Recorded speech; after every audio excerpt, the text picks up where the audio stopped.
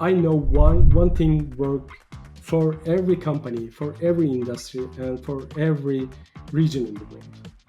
If they focus on their problem, if they start from the problem and go to the technology, that is the right path. I don't know how we ended up with the other way around. Right now, companies are trying to catch some startups in the market. They like it, they love their technology, then they try to fit into their organization.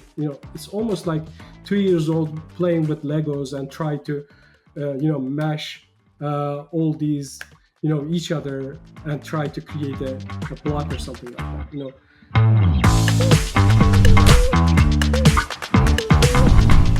It doesn't always work out like that. We know that. We know that there's lots of POCs that result in failure. There's lots of kind of wasted energy. That's kind of the nature of iteration.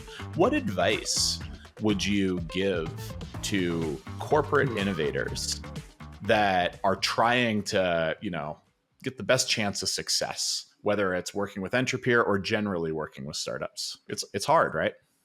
Yeah, it's a really it's a really hard question. Thanks for asking, but there's no silver bullet, of course. But I I know one thing work for every company, for every industry, and for every region in the world.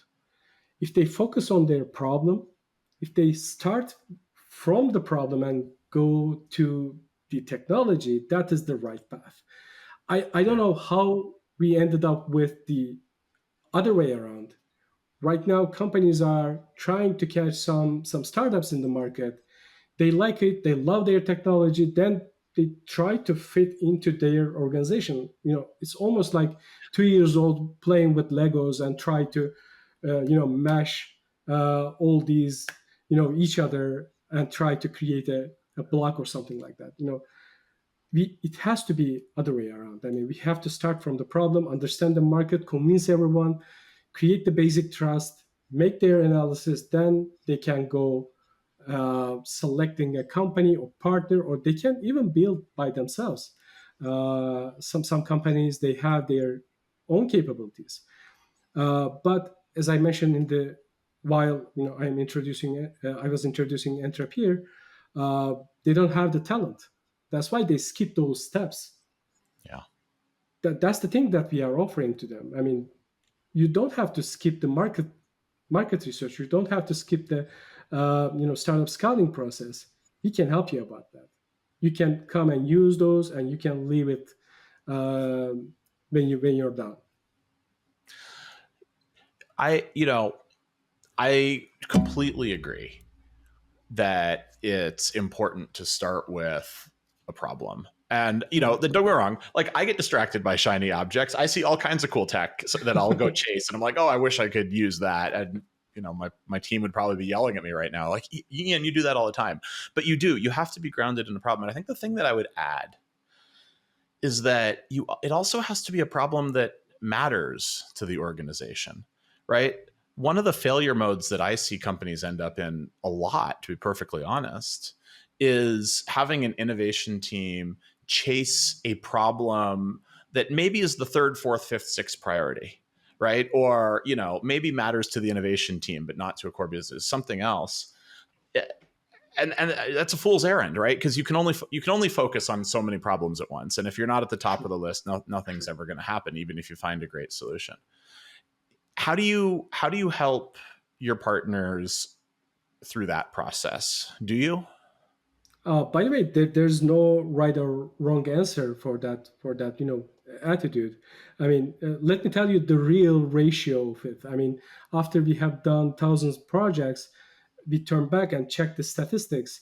70% of the real innovation comes from the problems, but 30% comes from the technology. Hmm. Sometimes it works.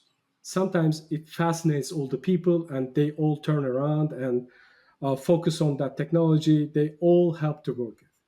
I mean, it really happens. I mean, sometimes it aligns with the organizations. There's no harm for trying that. There's no harm in But playing, and no yeah, harm I in being mean, curious. of course, I mean, but the ratio is really important. Uh, I mean, when you play with the real problems, then you can save some amount of effort to try with all these shiny technologies, because you have to keep the energy up at the end of the day. We advise this. I mean, that's why we keep scouting out the other technologies that may have an effect on their day-to-day life. They didn't even have a possibility to working with those technologies. For instance, we have partnered with lots of banks with farm tech technologies. Uh, they have partnered with some really interesting quantum companies. It's Mm. really interesting. Even time to time, enterprises, they come together and partner with multiple startups. It's also a possibility as well. We also uh, try to help them to create an ecosystem around it as well. It's incredibly important. I want to I want to build on the question I asked you earlier, kind of the advice for the corporations. I want to go the other direction. For startups, right? You work with a lot of startups trying to get their foot in the door with enterprises. What do you think is the most important thing that those startups should be paying attention to if they plan to do pilots, POCs, sales, et cetera, with large corporations?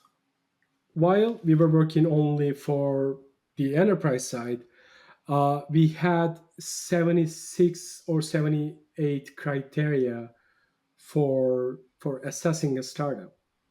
But I can pick some of them. They're Sorry, did you say really. you said 76 or 78 assessment criteria? Yes, yes. That You gives you me like hives on behalf of startup founders, right? Like because I've worked with startup founders in the shoes of like trying to win the POC and getting handed a 40-page assessment document and being like, what do I do with this? yeah. I mean, that is reality, by the way. I mean, Yeah. I can't really change that, but they have to understand the enterprise's perspective. Like I said in early minutes in the conversation, the the perception of the risk is really high. They are trying to reduce it by asking all these questions. But startup founders, they have some tools they can eliminate those without even meeting with them.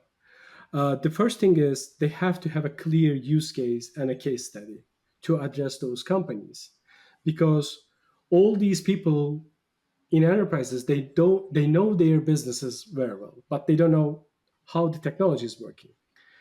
That's why the founders, they need to help them to understand how they can meet the technology with the real industry experience. That is the number one rule. And the second one is clear ROI. I mean, enterprises work with numbers, not feelings, not ideas. I mean, that is the second thing. And the third thing, uh, the third thing is quite interesting. Uh, Startups, they generally forget about it. SLAs. Support is really important. Support and the customer relationship is the key. I saw many examples. They pick the really, I mean, third or fourth option in the list, their technology even less cool or less effective than the others in the list, because of SLAs and the customer management, customer engagement protocols of all these companies. Um, I mean, when they focus on the founders, when they focus on the technology, they really forget the customer experience and the SLAs. SLAs are really important.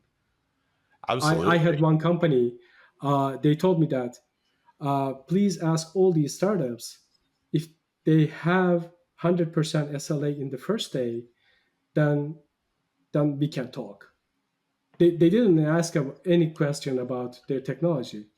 Their first question was SLAs, and then the rest is the details. Well, and that does speak to what matters, right? In terms of being able to actually get integrated, actually get to production.